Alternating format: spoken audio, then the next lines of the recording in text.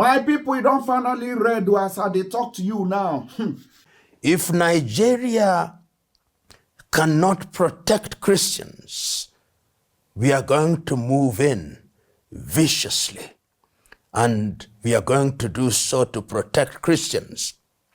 And I think Trump is being advised that the Nigerian government is working softly on this issue because President Bola Ahmed Tinubu is a Muslim, because Vice President Shetima is also a Muslim, and that if it were different, they would behave differently. But from where I sit, that is not necessarily the case.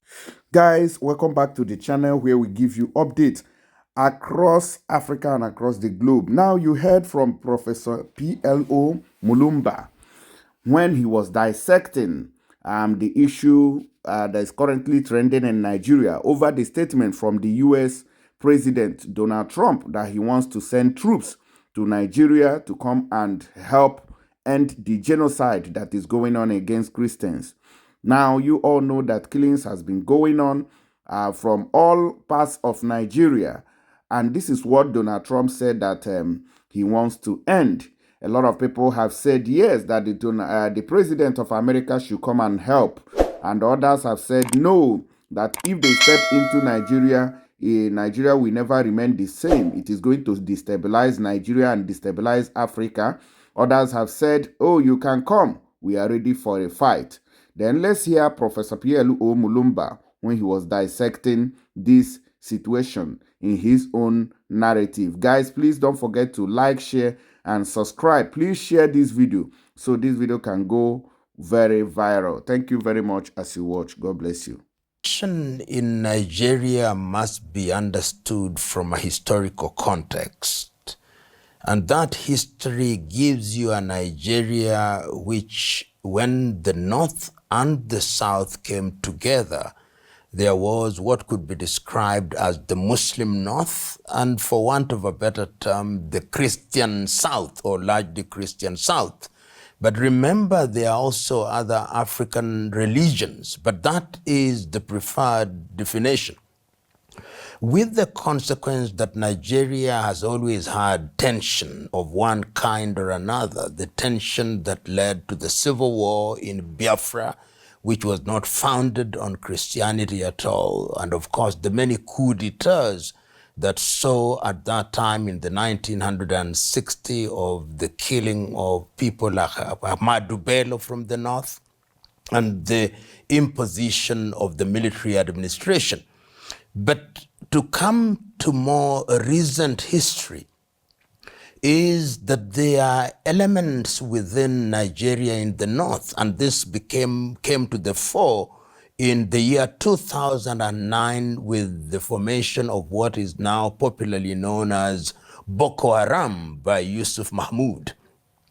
When Yusuf Mahmoud formed Boko Haram at that time, there were a number of things that were defining the philosophy. And remember that the version of Islam that he propagated is Salafism. And Salafism is a sect of Sunni Muslim. And their argument was that they want to restore Nigeria to the original Islam as was practiced by the Prophet Muhammad, peace be upon him. When that happened in 2009, of course, Muhammad Yusuf was arrested. And when he was arrested and he died in jail, he became a martyr. And that changed the complexion of Boko Haram, which means Western education is bad, if you are to render it in simplistic terms.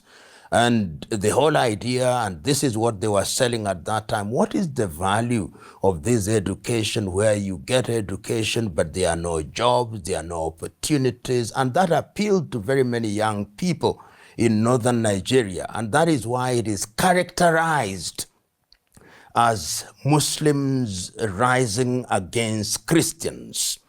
When Mahmoud Yusuf died in prison and Abu Bakr Shekau then became the leader of Boko Haram, there were then quite a number of splits within the Boko Haram that we knew, with allegiance being declared to Al-Qaeda in Iraq and in Syria.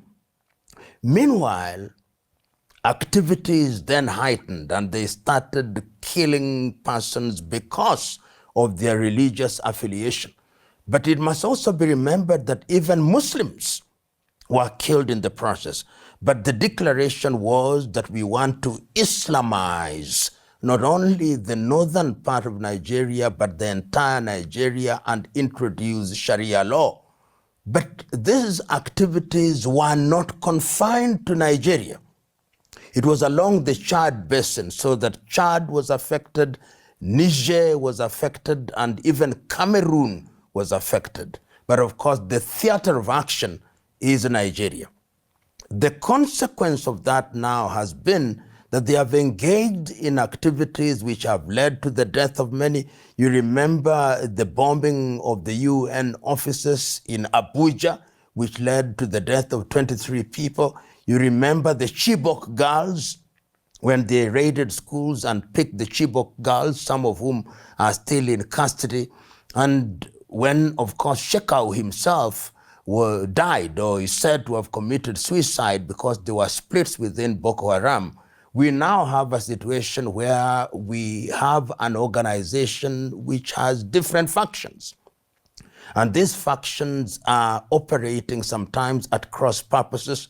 And Boko Haram has been declared as a terrorist organization. And the effect of Boko Haram has been therefore to antagonize Christians.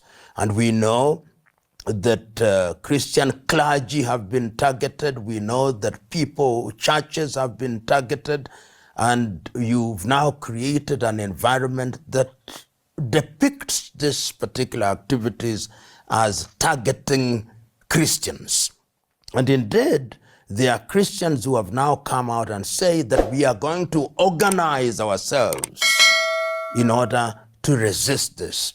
But that must be contradistinguished with certain sober voices within Islam in Nigeria who say that this is a terrorist organization, should be seen as such, and we should because bad news spreads faster than good news. So what do we have in the popular media? Muslims or Muslim organizations are killing Christians. What is the reaction from different people? Let us resist them. Let us resist what has been described in different quarters as the Arabization and Islamization of Africa. And this is the context in which we now find Nigeria being a point of reference from no lesser space than the United States of America. The United States of America, through the President Donald Trump, is saying, if Nigeria cannot protect Christians, we are going to move in viciously, and we are going to do so to protect Christians. And I think Trump is being advised that the Nigerian government is working softly on this issue because President Bola Ahmed Tinubu is a Muslim, because Vice President Shetima is also a Muslim, and that if it were different, they would behave differently. But from where I sit, that is not necessarily the case. And these are individuals who are known to me. My own view is that you are dealing with an organization which is out of control, which is engaged in unconventional warfare, and is not going to be easy to defeat them because they are not your regular army wearing army uniform. They are not arranged and organized in battalions and brigades. They could be somebody who is walking in the street and propagating their agenda. They hit when you don't expect, and they hit what you don't expect. Even when you say you are going to bomb them, who are you going to bomb? Where? In which location are they crowded that you'll bomb them and finish them? These are the questions must be called into question. And you can see and hear the reaction of President Bola Ahmed Tinubu and by extension the Nigerian government. They reacted by saying they welcome the United States of America to help them fight Boko Haram. That is the situation as it is. What is happening diplomatically, we may not know. But you've seen a world where there is a new hegemon who believes they are going to fight for Christianity anywhere and everywhere. That is the situation as it is now. You know, when we talk about Nigeria and we talk about the pronouncement of President Trump, many things come to mind. Number one, why is Trump saying what is he's saying? Is he saying it for Christian domestic consumption? Is he the latter-day defender of Christianity? And what I'm saying is a matter of speculation, and I think he's addressing many audiences. Remember, he rode on the crest of evangelical Christians to become the president for what is now called Trump 2. And he's telling them in this day and age when Christianity is on the decline and Islam is on the ascendance, I am the leader of what can be described as Christianity. And when Christianity is addressed anywhere in the world or is threatened anywhere in the world, I'll be that leader in the world who will come out and defend Christianity. That is to the American audience. To the Nigerian audience, he is also saying, oh, you cannot be protected by your administration. I'm the leader of the free world. This free world, which was created by Christendom, is under threat. And I am that leader who knows no boundaries. I'm that leader who is going to be your latter-day savior. I'm that leader who is going to come and do what is necessary in order to protect you. I am the peacemaker. Remember that President Trump is on record as saying that he is the one who deserves the Nobel Peace Prize. I'm God's gift to the world. I run around the world and do only one thing, make peace. You saw me making it in Gaza. You see me trying to make it in Ukraine. You see me everywhere. You see making peace between Thailand and Cambodia. I am that person, but I am doing it because of a Christian ethic. That is my interpretation of what President Trump is trying to do. The other thing that he's trying to do is to send a message to the emerging powers or other powers in the world. He's sending a message to China, sending a message to Russia, sending a message to the BRICS world. Remember, you may make a claim to New World Order, but from where I sit, there is only one order, and that order is the order as dictated by the United States of America. And if anybody were to doubt that interpretation, just listen to him during his address to the UN General Assembly when he is disparaging the UN, that the UN is good for nothing. And therefore, the only people and the only country that you can rely on is the United States of America. This United States of America, which is great, this United States of America that has military prowess, this United States of America, which is an economic giant, the only one that you can rely on. So these messages are, in my view, coded, addressing different audiences and lending themselves to different interpretations. And when you do that, then you confuse your enemy and you become mysterious to your enemies, real and perceived. And in the Nigerian situation, I think that is exactly what he's doing. And remember that President Trump has deliberately renamed the Department of Defense as the Department of War. So it's very clear that you've got to wage war, however you describe it, for purposes of telling the world, if you don't play ball, we are going to crush you.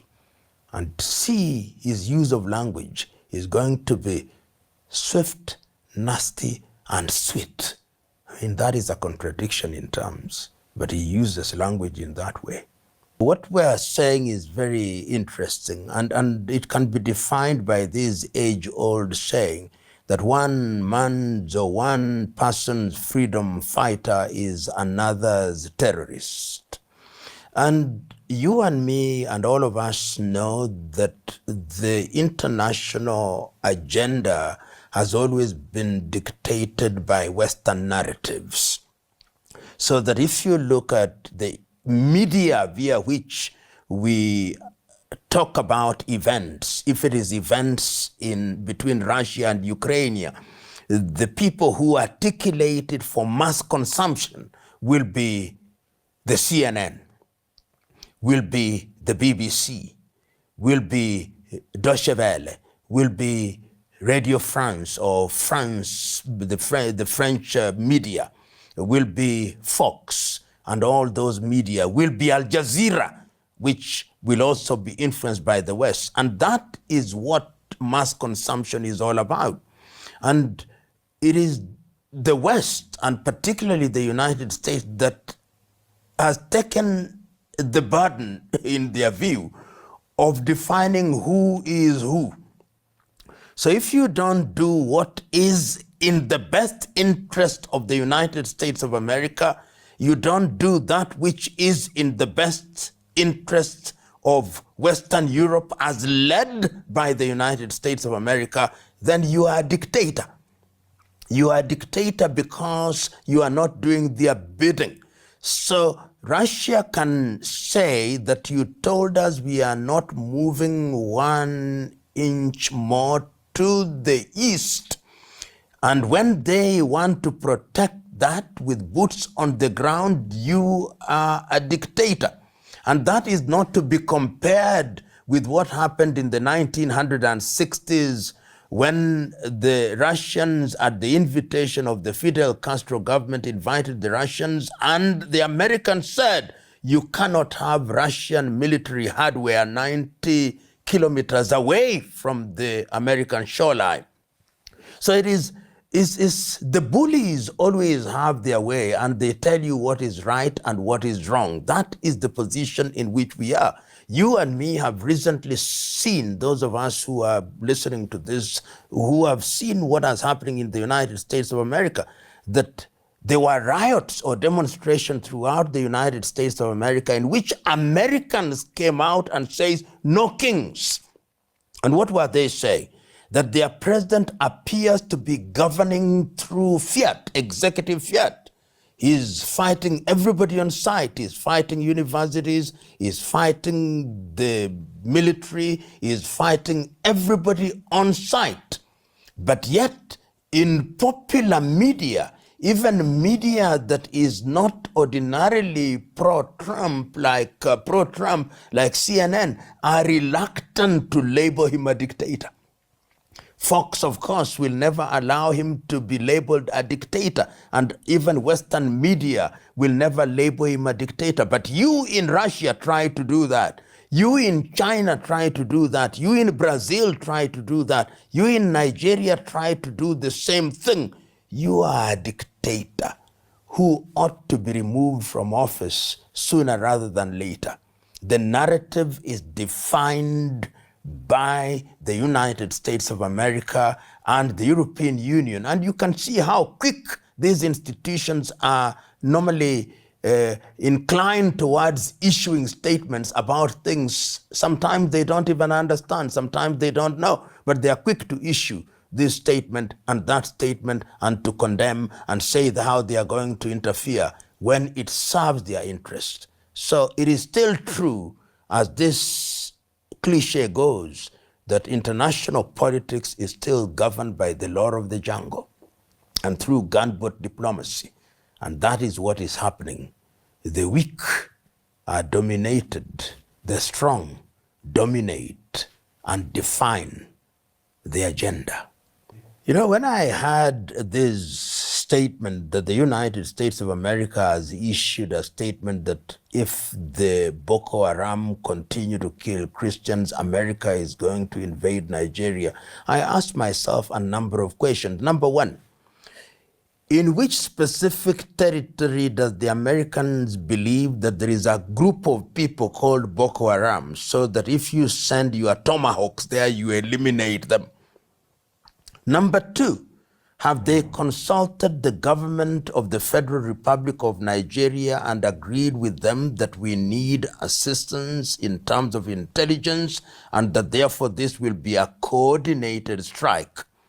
Number three, have you understood what Boko Haram is all about, and have you understood the history of Boko Haram and that this is an ideology?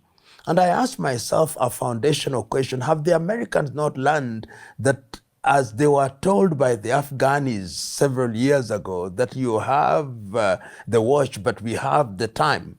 Have they not learned from Vietnam that you can never defeat these people who are ideologically inclined?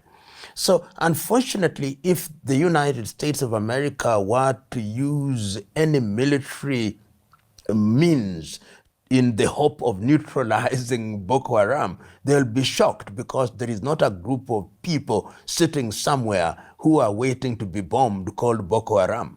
Boko Haram, I believe, are individuals who are embedded in families. It is an ideology. It will metastasize like cancer. So it is something that I believe ought to be rethought. And I hope that the government of the United States of America will do that which is good and right, to consult with the administration of the Federal Republic of Nigeria and ask them if they need assistance. And if they need assistance, the kind of assistance that they need. If they need intelligence, let them be the ones that define what kind of intelligence.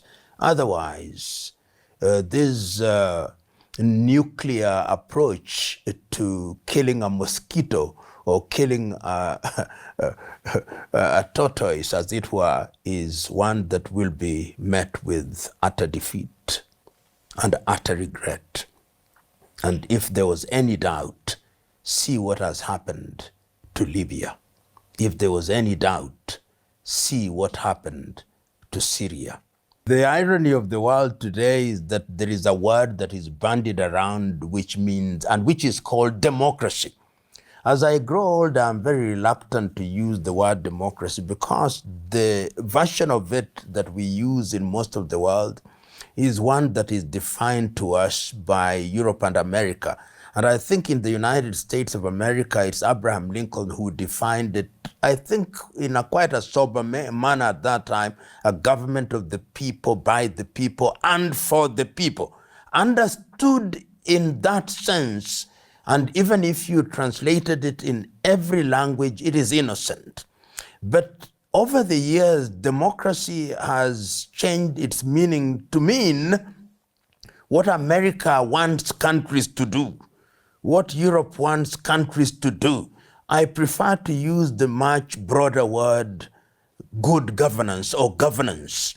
But let us settle, for the sake of Venezuela, to think about democracy as has been defined to them by the United States of America. Remember, the United States of America, in its silent and even public statements, believes that the entire region in Latin America is their backyard. And because it is their backyard, the people and the leadership must do what they want. And if you doubted that, you can see when they are comfortable, they are comfortable. When you have leaders who are doing their bidding, and when leaders are not doing their bidding, if it is Noriega in Nicaragua, if it is Bishop in Grenada, if it is Bolsonaro in Brazil, then they love them the way. If it is Milei in Argentina, then it's fine. But when you have Hugo Chavez in Venezuela, who is saying we are going to respect what the international order says, that all nations are sovereign and are equal. We want to use our oil the way we want to use our oil without being dictated to, then America becomes uncomfortable.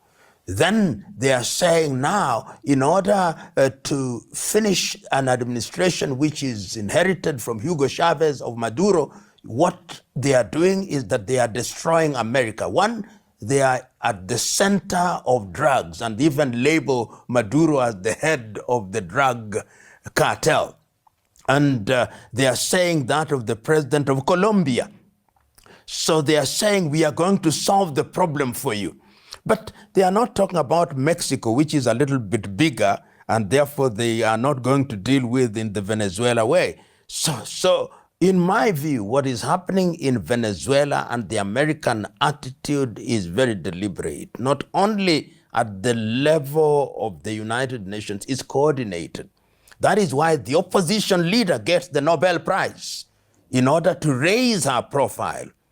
That is how the Americans then, in a very coordinated fashion, are also saying that they are at the head of a drug cartel. That is why they are saying we are now deploying CIA into Caracas. We are deploying CIA on covert activities. And overt activities, what is the whole idea? We want regime change. They want somebody else to replace Maduro. And you can see the marshalling of military arsenal in the Caribbean Sea with a view to, with pure classical gunboat diplomacy, to tell Maduro, if you don't leave, we are going to help you out. And that is the kind of democracy that America plays about it. So democracy is also very nuanced. It has different meanings. It means that if you are a little country, democracy means doing what America wants you to do. That is what democracy means, what Europe wants you to do. When they blow the whistle, you wag your tail. Then you are a Democrat. Then you'll begin to get awards. Then you'll be invited to the Oval Office and possibly be made to sit and appear to sign. Then you'll have a press conference with the President of the United States of America. You'll be interviewed by Fox. Then you become a hero. That is democracy a la Trump.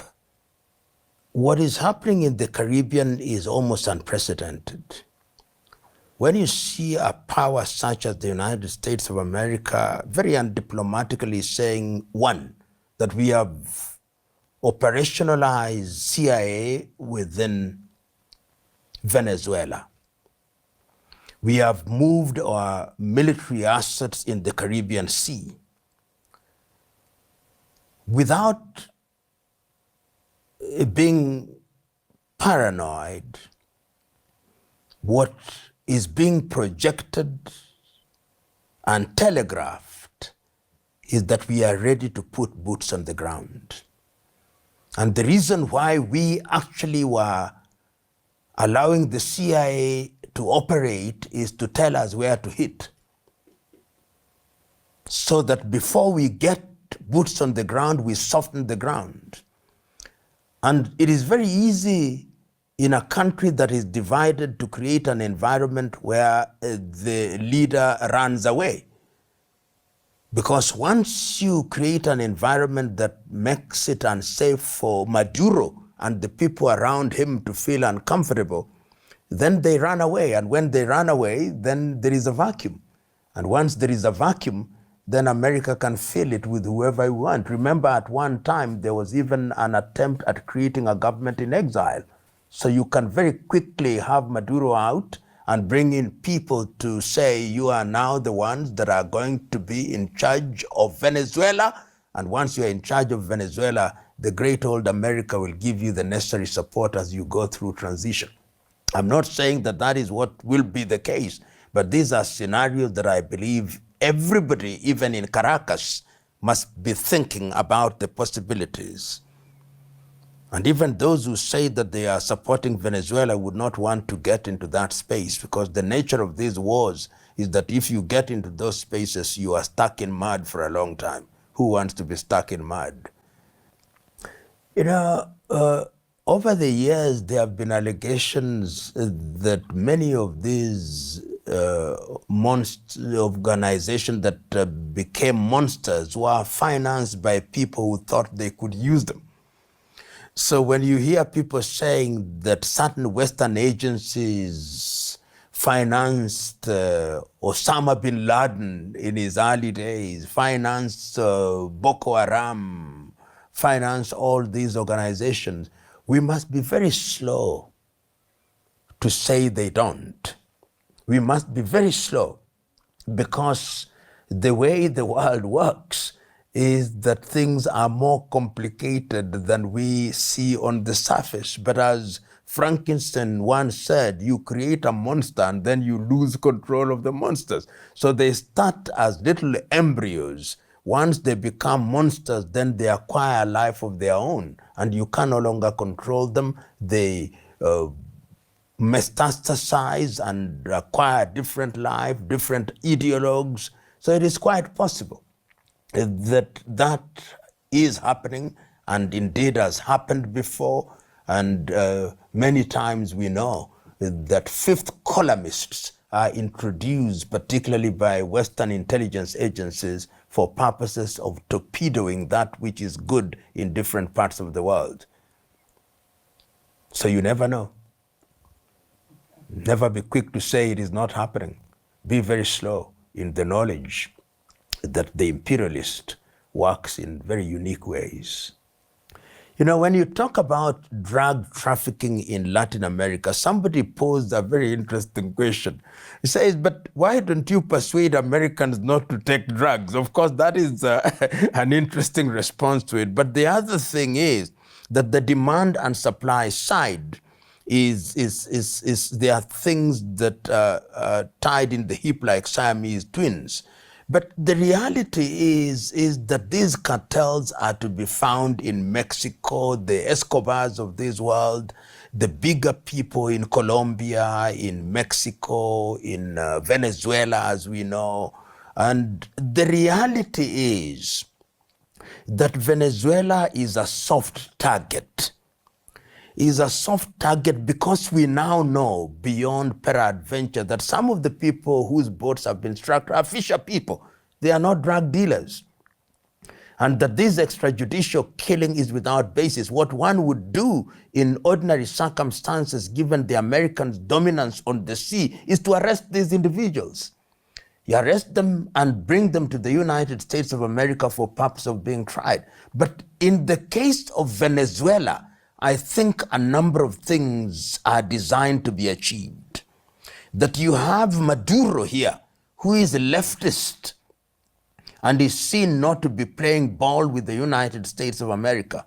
You have Lula in Brazil, who is at the heart of BRICS, which is trying to impact negatively the dollar and American economic hegemony.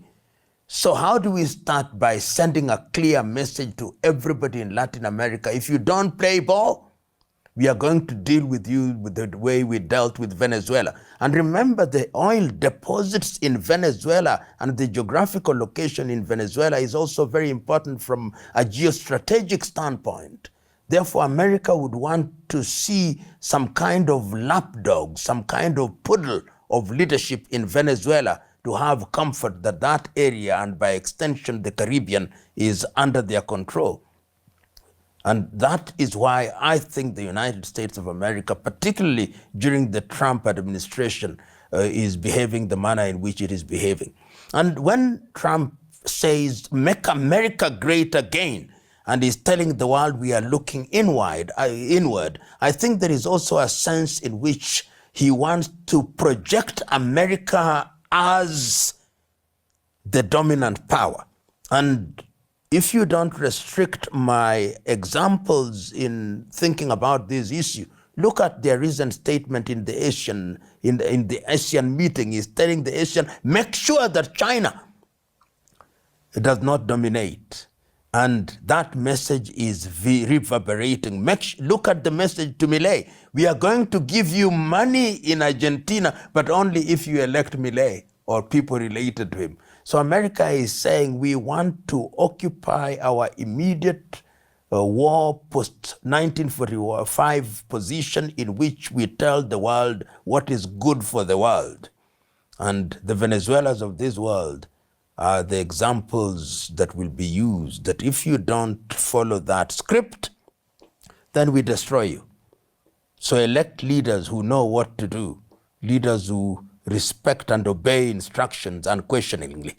That is, I think, the message that is being sent by the current administration in the United States of America. Today, the world is very complicated, and we are in a space which is with precedent. I remember in the 1960s when there were military coups d'etats in Latin America, later in Africa. It was very easy when you are talking about leadership to talk about this is dictatorship and this is not dictatorship. And during that period, there was the tendency when coups d'etats were manufactured from the West, even if one was dictatorial in their ways, it would be ignored. But today, dictatorship must be understood in the context of governance. And why are people governed the way they are? Europe and America wants to make us believe that dictatorship or democracy only exists, number one, where there are multi-party elections, number two, where there is a vibrant civil service, and number three, where the leaders accept to be criticized and all those things. That to them is what democracy is all about. And sometimes it is not about service delivery. There are countries that are now beginning to say that all government is in some way dictatorship. A dictatorship that we have allowed to be done in a constitutional manner. And I'm using the word dictatorship here very deliberately because governments are instituted amongst men to midwife delivery of services. And if we have a government that does this, you label it dictatorship all you want, but we accept it. You can see that in the case of Rwanda, for example. You talk to the ordinary Rwandese, they'll tell you, but they are delivering electricity. They are delivering water, they are delivering on education, so why are you calling them dictatorship? You see frequently now in the case of the Sahel nations in Mali, in Niger and Burkina, the African Union has said that they acquired power through unconstitutional means, and they have been suspended from the African Union. But the people are saying, but they are delivering for us. There are difficulties, but we accept them. So I believe that the problem we have in the world today is that the West is still stuck in this superiority complex, which makes them think that they are the ones who ought to tell the world what the world ought to do. You hear, for example, the West saying that China is a dictatorship. But the Chinese are saying this is democracy with a Chinese character.